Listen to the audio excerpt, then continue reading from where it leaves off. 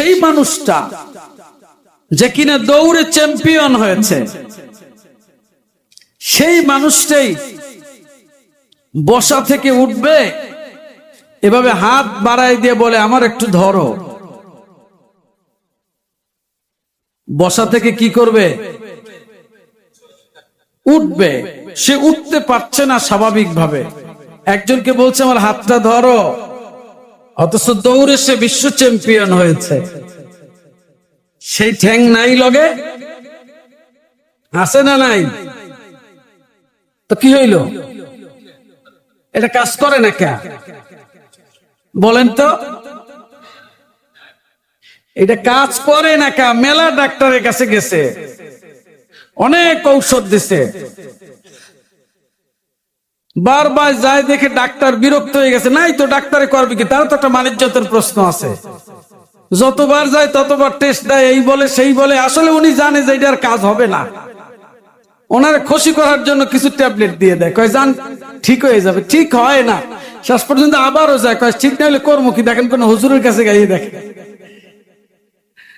প্রশ্ন হলো ঠ্যাং, এই পাও তো আছে আমার, কিন্তু কথা শোনে না। কথা একটু ব্যতিক্রম হয়েছে, মন কষাকষি হয়েছে, এক লাঠি বসায় দিছে। শুয়োরের বাচ্চা চেনো, মাটির মধ্যে গাইরে ফেলামো। কিন্তু সেই মানুষটা বাথরুমে যাবে, ঠ্যাং আর একদিক গিয়ে শীতেই পড়ছে। বুঝেন নাই? পাওরে বলছে এদিকে যা, পাও আর একদিক যাইয়া শীতেই পড়ছে। দৌড়ে আসছে সবাই, কি হয়েছে? কি হয়েছে? বাথরুমে যামু। কথা তো এদিকে শীতেই পড়ছো কে? পাও তো আমার কথা শোনে না। পাও নাই লগে, কথা শোনে না। কি লেগে শোনে না বলেন তো? হ্যাঁ, পাও আপনার দেহের সাথে সংযুক্ত, ওটা একটা নির্দিষ্ট সময় পরিমাণ আল্লাহ তাআলা একটা হুকুম জারি করে দিয়েছেন, একটা অটো সুইচ চালু করেছেন। মায়ের গর্ভের মধ্যে থাকা অবস্থায় 120 দিন পার হয়ে যাওয়ার পরে, আরো কিছুদিন পরে যখন আপনার দেহের একটা স্ট্রাকচার হয়েছে, ওই সময় আল্লাহ তাআলা একটা অটো সুইচ চালু করেছেন। সে অটো সুইচ হইল ওয়ানাফাখতু ফীহি মির রূহি। আল্লাহ তাআলা একটা ফু দিয়ে দেহের মধ্যে এই পাওটাকে, দেহটাকে চালু করে দিয়েছেন।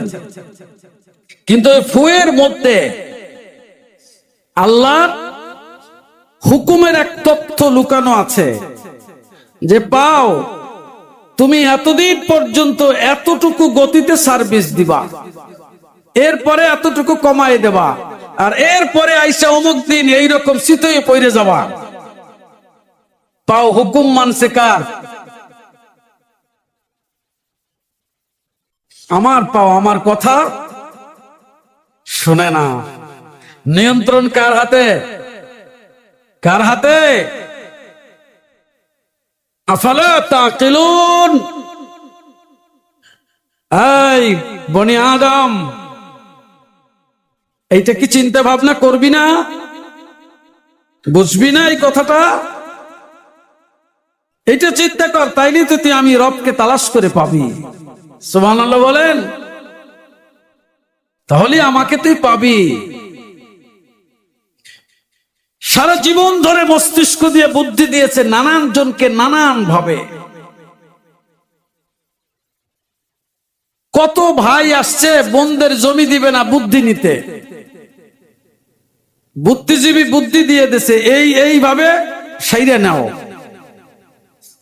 নিজেও বুদ্ধিমানি করে মেয়েদেরকে সম্পদ না দিয়ে ছেলেদের নামে লিখে দিছে। অনেক বুদ্ধিমান, এরকম বুদ্ধিমান নাই সমাজে?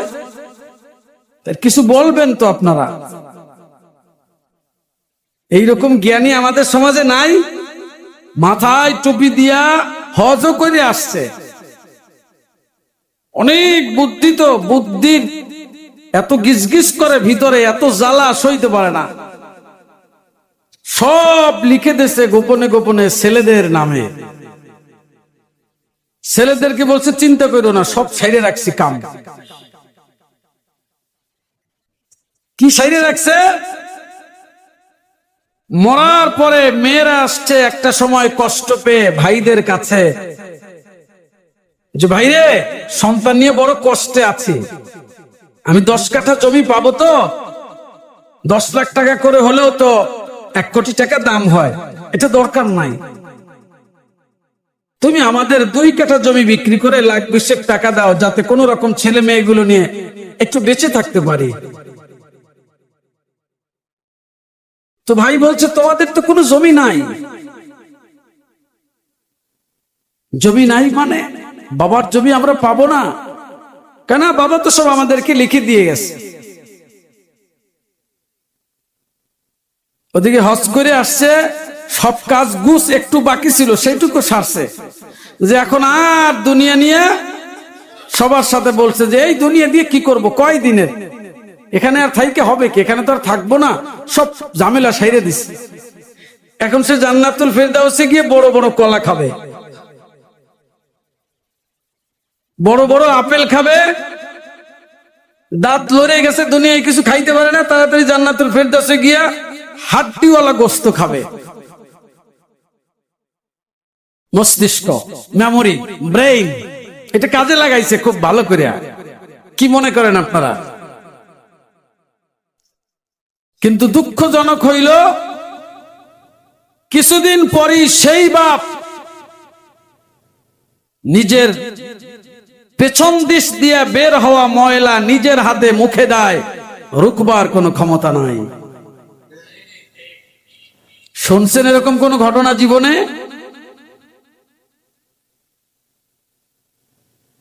ফান্না তুসরাফুন, কোন জায়গা থেকে তুই জাদুগ্রস্ত হইলি রে? কে তোকে বিভ্রান্ত করলো? আমি রবের হুকুম থেকে বের হয়ে যাওয়া, তুই তো তোর নিয়ন্ত্রণে না। তোর হাত দিয়ে যে জুলুম করছো, এটা আমি অবকাশ দিয়েছি বলে।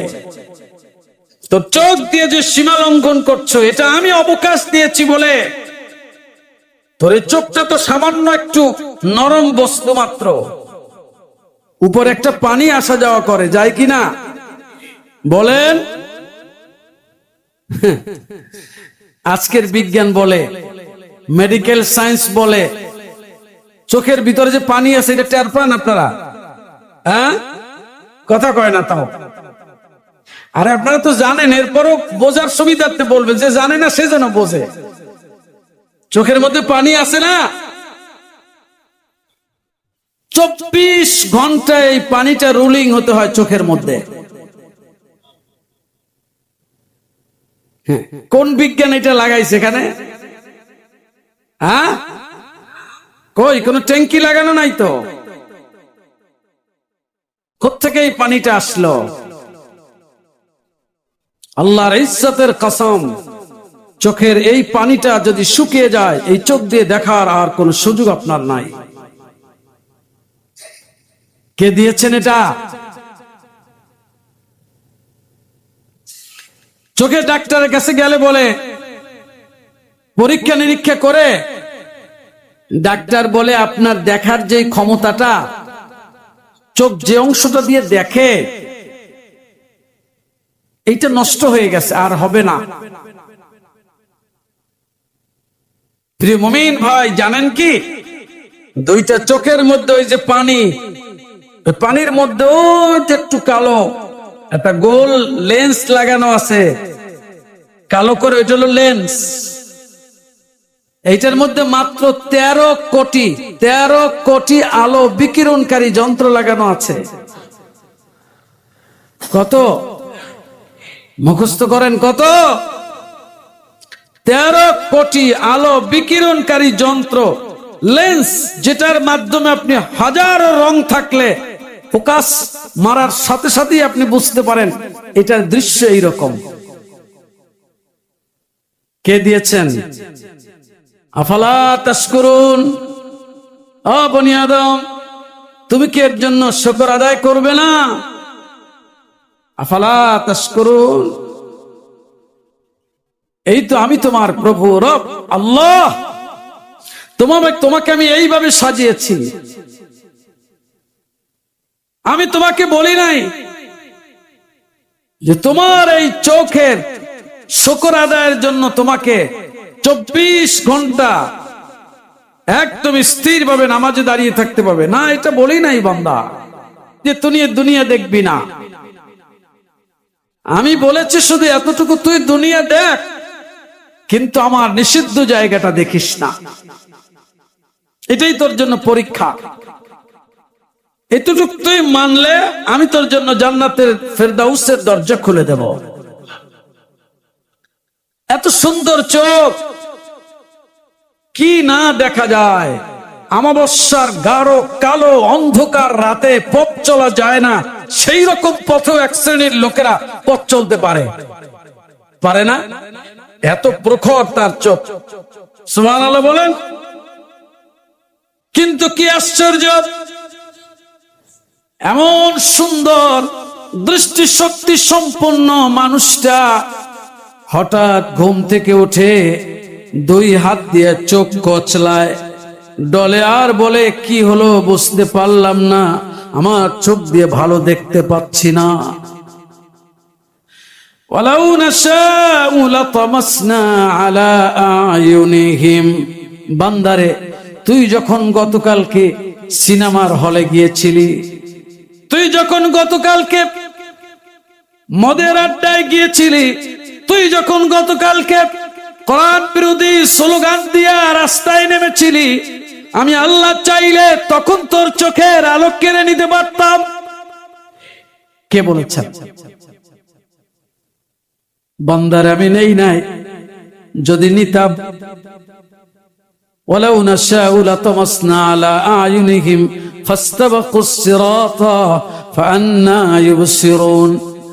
তুই কোরআন বিরোধী স্লোগান দিয়া ঝাউতলায় চলে গেলি, যদি আমি আল্লাহ চাইতাম তোর চোখের আলোটা কেড়ে নিতে পারতাম, কিন্তু বান্দারে কেন নিলাম না? তুই ঝাউতলা থেকে আবার বাসায় আসবি, ফাস্তাবাকুস সিরাতা ফাআন্না ইউবসিরুন, কিন্তু পথ দেখবি কেমনে? তুই পথ দেখবি না, ফলে পুকুরের মধ্যে পড়ে যাবি। এই জন্য আমি আল্লাহ তাআলা আলোটা কেড়ে নেই নাই। আশা করেছিলাম আজ তুই ঘরে এসে ফজরের আজান শুনে মসজিদে গিয়া তওবা করে আমি আল্লাহর দিকে ফিরে আসবি, কিন্তু তুই আসো নাই। তোরে বার সুযোগ দিয়েছি, তুই আসো নাই। 60 বছর পর্যন্ত দেখতে দিয়েছি, 70 বছর পর্যন্ত দেখতে দিয়েছি। চায়ের দোকানে বসে নোংরা ছবির দিকে তাকিয়ে তুমি ঘন্টার পর ঘন্টা পার করেছ। মসজিদ থেকে 2 বার আজান হয়েছে, মাগরিবের আজানও হলো আর ইশার আজানও হলো। তুমি মাগরিবের সময় গিয়ে দোকানে ঢুকেছ, চা খেয়েছ, বিস্কুট খেয়েছ, কলা খেয়েছ, এরপরে 2 আঙ্গুলের ফাঁকে সিগারেট ঢুকায় দিয়া টানছিলে, আর তুমি টিভির দিকে তাকায় ছিলে। ফজর মাগরিবের আজান হয়ে গেল, মুয়াজ্জিন সাহেব বারবার ডেকে ডেকে বলল, আসো মসজিদে আসো, আল্লাহ তোমারে মাফ করে দিবেন, কিন্তু তুমি কোনো পরোয়াই করলে না। আমার একদল বান্দারা মসজিদে চলে গেল, নামাজও আদায় করলো, বের হয়ে গেল। তুমি দোকানে বসে বসে এই দৃশ্য দেখেছো, কিন্তু তুমি যাও নাই। কিছুক্ষণ পরে আবার এশার নামাজের আজান হয়ে গেল, তখনও তুমি একই হালতে বসেছিলে। আর একদল লোকেরা মসজিদে ছুটে যাচ্ছিল, এশার নামাজও আদায় করলো, আবার বের হয়ে আসলো। তুমি তাকায় তাকায় দেখলে, কিন্তু তুমি মসজিদে ছুটে গেলে না। বান্দারে, আমি চাইলি ওই সময় তোর চোখের আলোটা কেড়ে নিতে পারতাম, আমি নিলাম না। কেন? ওয়ালাকিন ইউআখিরুহুম ইলা আজালিন মুসাম্মা। আমি একটা নির্দিষ্ট সময় পর্যন্ত তোর সুযোগ দেবে বলে সিদ্ধান্ত নিয়েছি, এই জন্য নেই নাই। কিন্তু তুই মনে করছ কি হয়েছে? ওনারা নামাজ পড়েছে, আমি নামাজ পড়ি নাই, তাতে কি হয়েছে? আমার জিহ্বার স্বাদ তো কমে যায় নাই, আমার চোখ দিয়ে তো ভালোই দেখতে পাচ্ছি। এগুলো সব মোল্লাদের কথা, মোল্লারা বলে হারাম খাওয়া যাবে না, আমি তো হারাম টাকা দিয়ে বাড়ি করলাম, গাড়ি করলাম, ছেলে মেয়ে বিয়ে দিলাম, সব সময় তো আমি ভালোই আছি, বড় বড় ইলিশ মাছ কিনি, বড় বড় পিস করে খাচ্ছি সরিষা দিয়া নানান আইটেমে, একদিনও তো ইলিশ মাছ আমার কাছে উটকাল মাছ মনে হইল না। বুঝেন নাই কথা? একদিনে তো মনে হইল না। আরে বোকা, মনে হবে। দৃশ্য চেয়ে দেখো, কত মানুষ মরে যাচ্ছে, চেহারা ফেরাউনের মতো হয়ে যাচ্ছে, নাই? সারা জীবন ধরে ইসলামের বিরোধিতা করেছে, চলে যাওয়ার আগে তার চেহারা বলে দিচ্ছে কোন জায়গায় তার ঠিকানা আছে কিনা। আবার কিছু মানুষ চলে যায়, মৃত্যুর পরে চেহারার দিকে তাকালে অজান্তে চোখে পানি আসে, আর আল্লাহর কাছে দরখাস্ত চলে যায়, রব গো তুমি আমাকে এমন মরণ দিও। তুমি বুঝবা ইলিশ মাছ উটকাল মাছের মতো লাগে নাই, এর মানে এই না রে পাগল, তুমি ঠিক জায়গায় আছো না, আল্লাহ অবকাশ দিয়েছেন। এইটা নিয়ে চিন্তা ভাবনা করলে আল্লাহরে চেনা যায়। কথা বুঝে আসছে ভাইরা? আল্লাহ তাআলা তার নিয়ামতের শুকর আদায়ের তৌফিক দিন।